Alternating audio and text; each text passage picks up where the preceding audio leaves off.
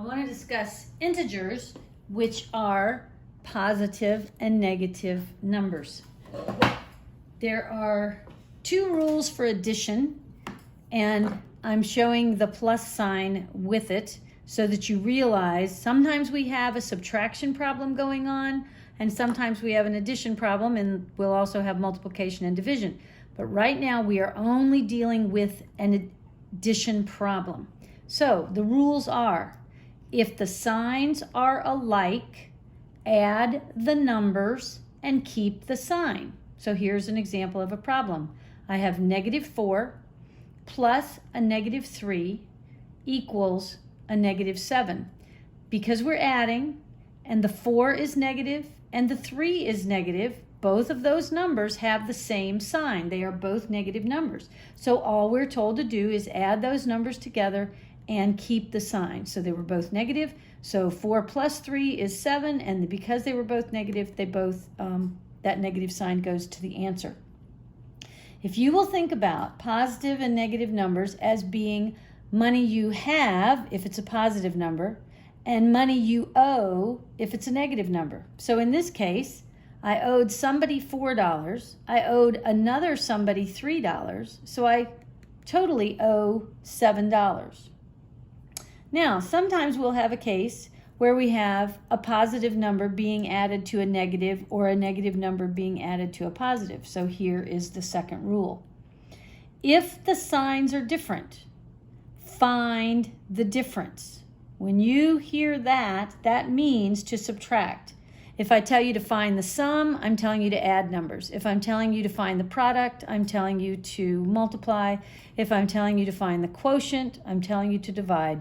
But if I'm telling you to find the difference, I am telling you to subtract. So if you are adding two numbers and the signs are different, find the difference. Then, after you have found the difference, after you've done the subtraction, you're going to keep the sign or take the sign of the number with the larger absolute value. Well, you go, what in the heck is absolute value? Okay, it's not as hard as it might sound. Absolute value is the distance from 0. So you will see absolute value listed with these vertical lines on either side of a number. So in the case that I've written down here, I have a vertical line, I have -6, and then I have another vertical line. They're kind of looking like parentheses maybe around this number 6, but they're just straight lines. So all this is asking me is, how many spaces is -6 from 0? Well, -6 to 0 is +6 spaces. It's just plain 6 spaces. Then if I want the absolute value of the number +3, how many spaces is +3 from 0? It's 3 spaces. They're not asking me, is it 3 spaces to the left or 3 spaces to the right? They're just saying how far to 0. So +3 is +3 spaces from 0. So that's its absolute value. So here we have our problem, our example. So I've got -6 plus a +3. So because I am adding, and because I have a negative sign and a positive sign, or a negative number and a positive number, I am to find the difference. That means subtract. So what is 6 minus 3? 6 minus 3 is 3, but I'm not finished yet, because now I've got part of the answer, but now I need to determine what kind of sign needs to go on this number. So then it says, take the sign from the number with the greater absolute value. And what we saw up here, 6 is more spaces from 0 than 3 is.